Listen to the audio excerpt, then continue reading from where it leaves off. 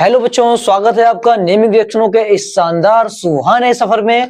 आज हम लोग सीखेंगे ट्रिक नंबर 15 और 16 को। पिछली वीडियो में हम लोगों ने ट्रिक नंबर 14 तक कंप्लीट किया था। ट्रिक नंबर 15 में हमारे पास 3 रिएक्शन हैं और ट्रिक नंबर 16 में 1 रिएक्शन है। ये एक रिएक्शन जो बहुत इंपॉर्टेंट है, 2022 में हमारे पेपर में आ चुकी है, जो पूरे अकेले 3 नंबर की आई थी। ठीक है, तो हमें कौन कौन सी रिएक्शन सीखने को मिलेंगी। 15 नंबर की ट्रिक में हमें 3 रिएक्शन जो है वो हमारे पास है कोल-बेस्मेंट अभिक्रिया, हाफमैन ब्रोमाइड अभिक्रिया और है स्कॉलन-बॉमन अभिक्रिया। और ट्रिक नंबर 16 में जो अकेली रिएक्शन है जो 3 नंबर की आ चुकी है उसका नाम है गैब्रियल थैलिमाइड अभिक्रिया। तो चलिए शुरू करते हैं बिना किसी देरी के।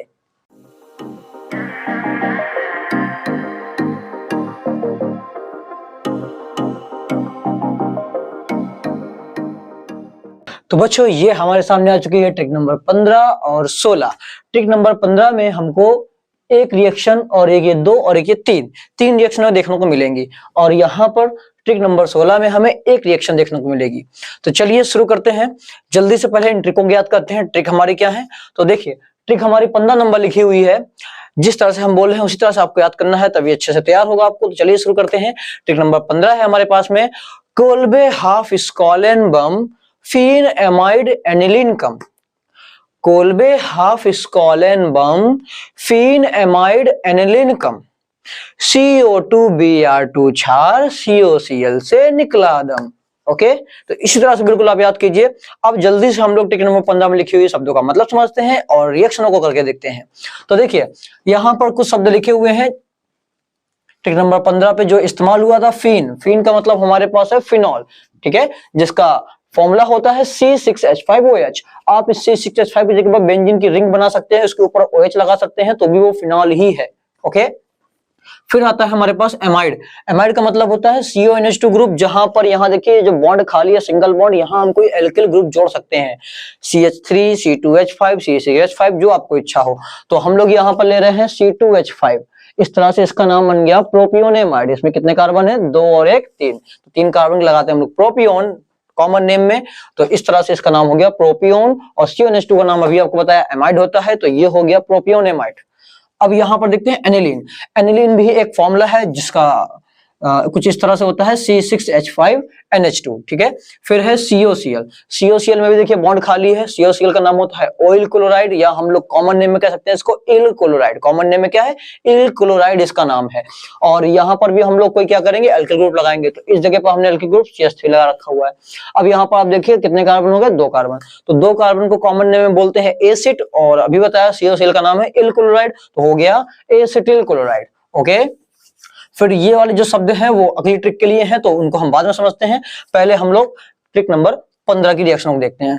तो देखिए हमारे पास जो ट्रिक लिखी हुई है वो है कोल्बे हाफ स्कॉलन बम। यहां पर देखिए ऊपर रिएक्शनों के नाम दिए गए हैं। कोल्बे से होगा कोल-बेस्मेंट अपक्रिया, हाफ से होगा हाफमैन ब्रोमाइड अपक्रिया, और स्कॉलन से होगा, स्कॉलन बम से होगा स्कॉलन-बॉमन अपक्रिया। ठीक है, तो ये हमने 3 नाम लिख लिए हैं। हाफमैन, ये रहा कोल-बेस्मेंट अपक्रिया, हाफमैन ब्रोमाइड अपक्रिया और स्कॉलन-बॉमन अभिक्रिया। ठीक, अब इसके बाद यहां पर देखिए आगे लिखा हुआ फीन एमाइड एनिलीन कम। इस शब्द का मतलब क्या है, बताया था आपको। फीन का मतलब फिनॉल, एमाइड का मतलब होता है CONH2 ग्रुप या फिर C2H5 CONH2, एनिलीन का मतलब होता है C6H5NH2। तो इन तीनों को हम लोग सीरियल से इसमें ले लेंगे। कोल्बे के साथ में फीन यानी फिनॉल, हाफमैन वाले के साथ में एमाइड यानी कि प्रोपियोनेमाइड, और स्कॉलन-बॉमन के साथ में एनिलीन को लेंगे। ठीक है, तो हमने क्या क्या करके रखा है, देखिए कोल्बे के साथ में फिनॉल, हाफमैन ब्रोमाइड के साथ में प्रोपियोनेमाइड ले लिया है, और स्कॉलन-बॉमन के साथ में एनिलीन को ले लिया है। फिर लिखा हुआ है CO2 Br2 क्षार। यहाँ पर ध्यान दीजिए, ये जो CO2 Br2 है वो इनके लिए है, कोल्बे और हाफमैन ब्रोमाइड के लिए। कौन कौन, CO2 Br2 क्षार। यहाँ पर कोल्बे के साथ में CO2, हाफमैन ब्रोमाइड के साथ में Br2 लेना है, और क्षार दोनों में ही हमें लेने हैं। क्षार का मतलब आप जानते ही हैं, NaOH या KOH हो सकता है।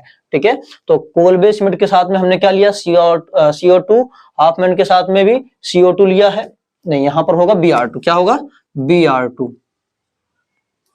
ओके, तो कोल्बे के साथ में CO2, हाफमैन के साथ में Br2, और फिर क्षार का मतलब दोनों में क्षार लेना था। तो कोल्बे वाले में क्षार को हमने NaOH लेकर रखा है जो उपस्थिति में रहता है, प्रेजेंस में रहता है, और हाफमैन ब्रोमाइड क्रिया में ये क्षार यानी कि KOH हमने लेकर रखा है। यहाँ पर ये रिएक्शन करेगा।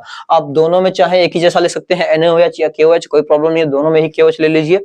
अब इसके बाद हमारे पास आता है स्कॉलन-बॉमन वाले में। तो हमें स्टार्टिंग में तो पता चल गया था कि एनिलीन लेना है, इसमें ले लिया। बाद वाला कैसे पता चलेगा, तो देखिए यहाँ पर देखिए नाम मैच कर रहा, बम दम, है ना। यानी कि इस कोलन-ब्रोमीन में कौन सा लेना है, COCl से निकला था, तो COCl को हमें लेना है इस कोलन-ब्रोमीन में, तो यहाँ पर हमने ले लिया है इस कोलन-ब्रोमीन CH3COCl H2 क्लोराइड। अब इन रिएक्शनों को करके देखते हैं। यहाँ पर ध्यान दीजिए, बेंजीन की रिंग के हर एक कोने पर H होता है, तो यहाँ पर इसमें हमने H दिखा लिया। अब ये करेगा क्या, ये NaOH की उपस्थिति में यहाँ पर ये CO2 का, इस CO2 का, इसको हम लोग कुछ इस प्रकार से लिख सकते हैं, CO2 को ऐसे, इस CO2 का ये एक बॉन्ड तोड़ देगा NaOH, जैसे ही एक बॉन्ड टूटा, एक बॉन्ड टूटते ही कार्बन पे एक जगह खाली और एक जगह ऑक्सीजन में खाली, इस ऑक्सीजन की खाली जगह पर ये H जुड़ जाएगा, तो ये हो गया OH, और ये खाली वाला जो C है इसका बॉन्ड जुड़ जाएगा इस हिस्से से, ठीक है। इस तरह से इसको हम बनाएंगे OH, और इस खाली जगह में हमने इसका H हटा के यहाँ पर लगा दिया था, तो अभी यहाँ पर भी जगह खाली हो गई, तो इस खाली जगह में इस कार्बन के बॉन्ड को जोड़ देंगे, तो ये बन जाएगा COOH। ओके, इस तरह से इसका नाम हो गया सैलिसिलिक अम्ल, सैलिसिलिक एसिड, ठीक है, ये सैलिसिलिक एसिड हो गया हमारा। और अगली रिएक्शन देखते हैं, हाफ मैन ब्रोमाइड आपके यहाँ क्या होगा। यहाँ पर देखिए, जब इसकी रिएक्शन कराते हैं तो कुछ हमें पहले तो मेन चीजें दिखाई देंगी निकलती हुई। यहाँ पर एक बात ध्यान रखिए, हाफ मैन ब्रोमाइड अभिक्रिया में जब आप Br2 और KOH को लेते हैं तो ये दोनों मिलकर ये CO को निकाल देते हैं। निकालने वाला कौन होता है, K होता है। K क्या करता है, CO को निकाल के K2CO3 बना लेता है, ये आपको याद रखना पड़ेगा।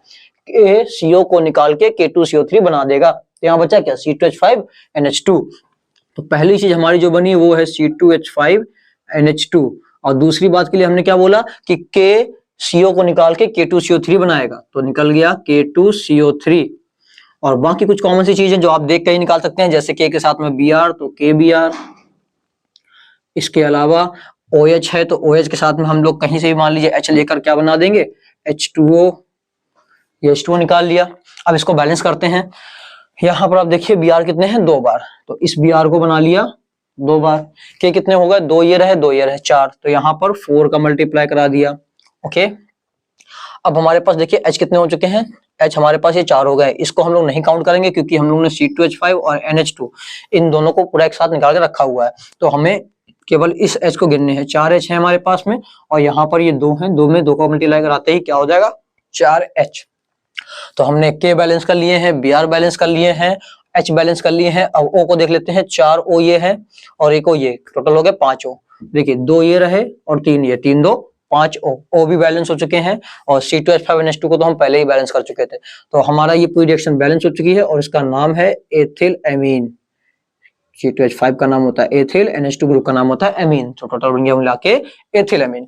इस कोलन ब्रोमीन में देखिए क्या होगा, एकदम सिंपल सी चीज, यहाँ पर इसका H इसका Cl लीजिए और निकाल दीजिए HCl। अब जो बचा उसको आपस में जोड़ दीजिए, वही आपका मेन कंपाउंड है। हमारे पास बचा यहाँ पर C6H5NH, एक H हटा दिया है ना इसका, तो C6H5NH, और साथ में यहाँ क्या बचा, Cl हटाते ही ये बचा COCH3, क्या बच के रखा है हमारे पास, COCH3। ओके, इसका नाम होता है एसीटेनिलाइड, एसीटेनिलाइड।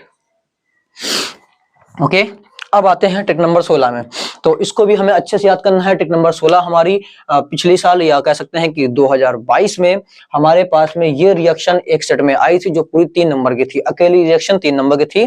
तो इसकी ट्रिक काफी अच्छी है और बच्चे जल्दी ही इसको याद नहीं कर पाते हैं, काफी लंबी रिएक्शन है, तो हमने ट्रिक के माध्यम से सोचा है इसको तैयार करने के लिए। तो चलिए जल्दी से देखते हैं ट्रिक क्या है। ट्रिक लिखी हुई है हमारे पास, गैब्रियल थैलीमाइड में क्षार को लेकर आता है, एथिल आयोडाइड से जल अपघटन करवाता है। क्या बोलेंगे, गैब्रियल थैलीमाइड से क्षार को लेकर आता है, अब थैलीमाइड में, ओके क्या है, में, गैब्रियल थैलीमाइड में क्षार को लेकर आता है, एथिल आयोडाइड से जल अपघटन करवाता है। तो चलिए यहाँ पर जल्दी समझते हैं कि हम लोग यहाँ पर कैसे इसको इस्तेमाल करेंगे। और यहाँ जो शब्द लिखे हुए थैलीमाइड, थैलीमाइड का पहले आप फॉर्मूला याद कर लीजिए। ये रिंग पर हम लोग ऐसे 2 CO को दिखाकर इससे NH जोड़ देंगे, ये हो गया थैलीमाइड।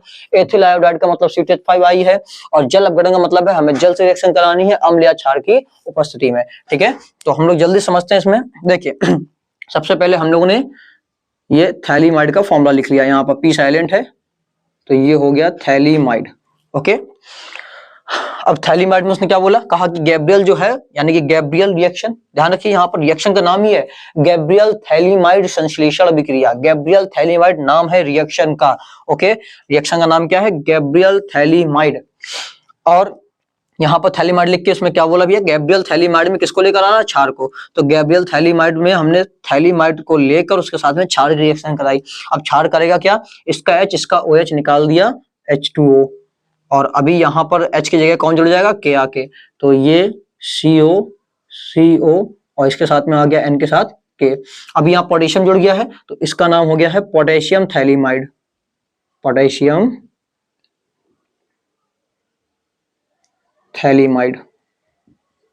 ओके,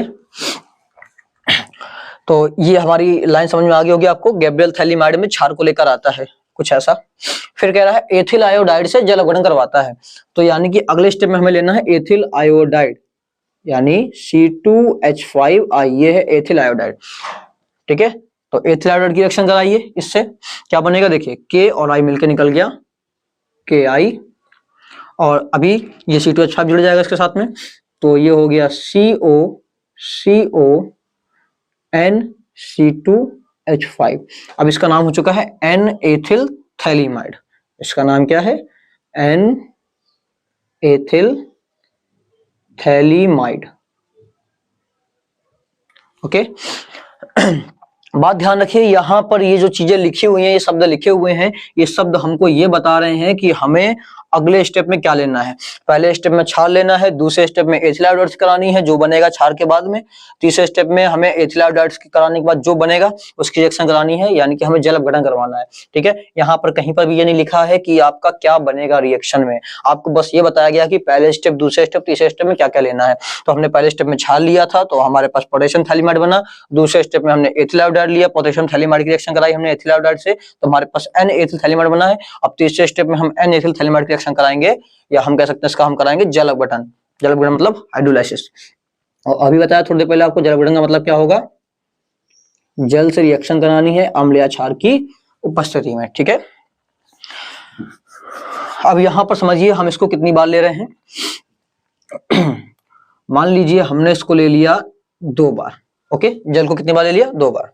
तो समझिए यहां ध्यान से, ये C2H5N और ये इसके ये वाले 2H, ये 2H, C2H5N और ये 2H मिलकर बना देगा NH2, C2H5N ये वाला हिस्सा, और ये जो 2H है इनको जोड़ के बना दिया NH2, C2H5NH2, हमारे पास बन गया एथिलअमीन। ओके, और देखिए साथ में क्या निकलेगा, अभी हमें दिख रहा है कि ये पूरी पूरी रिंग हमारे पास बची हुई है, ये CO। ठीक, यहां हमने ये 2H हटा दिए हैं, तो अभी हमारे पास ये 2 OH बचे हुए हैं, तो एक OH को ऊपर जोड़ दीजिए, एक OH को नीचे। ठीक है, हमने 2 बार क्यों जोड़ा है, क्योंकि देखिए N जो था वो 2 बॉन्ड से जोड़े हुए था, इनको N के हटते ही यहाँ पर इसका भी एक बॉन्ड खाली, एक बॉन्ड इसका भी खाली, इस वाले एक बॉन्ड के साथ में OH, इसके साथ में एक OH, इस तरह से हमने इसको जोड़ के बना लिया। इसका नाम है थैलिक अम्ल, थैलिक अम्ल। तो उम्मीद करेंगे आपको रिएक्शन अच्छे समझ में आ गई होंगी। ये नेमिंग रिएक्शन बहुत इंपॉर्टेंट है पेपर के लिए, जल्दी से आप लोग इसका स्क्रीनशॉट ले लीजिए। मैं यहाँ से हट जाता हूँ। तो आप लोगों ने स्क्रीनशॉट ले लिया होगा। अगर आपको ये क्लास पसंद आई हो, रिएक्शन पसंद आई हो, तो अपने दोस्तों के साथ में जिनके बोर्ड पेपर लगे हुए हैं उनके साथ में शेयर कीजिए। नेमिंग रिएक्शन में जिनको प्रॉब्लम हो रही है वो इस तरह से ट्रिक से थोड़ी बहुत नेमिंग रिएक्शन जरूर सीख सकते हैं, कुछ ना कुछ वो पेपर में लिख के जरूर आएंगे। ठीक है, तो मिलते हैं ऐसी ही धमाकेदार ट्रिकों के साथ में नेक्स्ट क्लास में।